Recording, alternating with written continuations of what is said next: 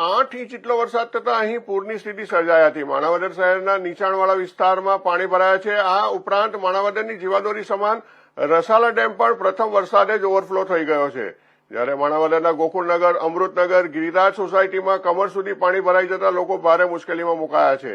છેલ્લા 24 કલાકની અંદર રાજ્યમાં 214 તાલુકાઓમાં ભારે વરસાદ થયો હતો, જેમાં સુરતના પલસાણામાં 8.25 ઇંચ જેટલો વરસાદ થયો હતો, જ્યારે બીજા ક્રમે જૂનાગઢના માણાવદરમાં 8 ઇંચ જેટલો વરસાદ થયો હતો।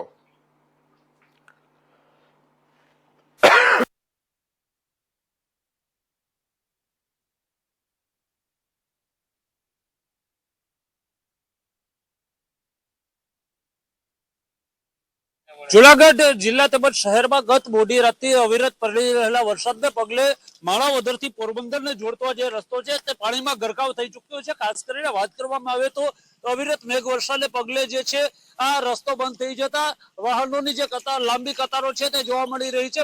બપોરથી જ અહીંયા જે ટ્રાવેલ્સમાં લોકો સવાર છે તે સતત હેરાન થઈ રહ્યા છે। આપણી સાથે જે સ્થાનિક જોડાય છે એમની સાથે વાત કરીશું। જોઈ ભાઈ સવારમાં 10:30 વાગ્યાથી અહીંયા છે અમે અટાણે 5 જેવું થયું ત્યાં સુધી હેરાન છે। હજી નીકળવાની કોઈ શક્યતા નથી એવું લાગે છે। બરોબર, પાણી હજી ઉતરતું નથી।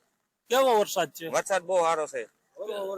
કેટલા સમયથી અંદાજિત તમે હેરાન થાવ છો? કેટલા વાગ્યાથી? આ તો વરોવર કેસ છે લોકો કે અહીંથી વાહન નીકળતા જ નથી। અત્યારે અમે તો અત્યારે સવારમાં 10:30 વાગ્યાથી ચોક્કસથી કહી શકાય કે સવારના 10:30 વાગ્યાથી અત્યારના 5 વાગ્યા જેવો સમય થવા આવ્યો છે। હજુ પાણી ઓસરવાળા કોઈ એંધાણ નથી। સતત અવિરત મેઘવર્ષા ચાલુ છે, ત્યારે લોકોને ભારે હાલાકીનો સામનો કરવો પડી રહ્યો છે। ભાવિક જોશી, ઇન્ડિયા ન્યૂઝ।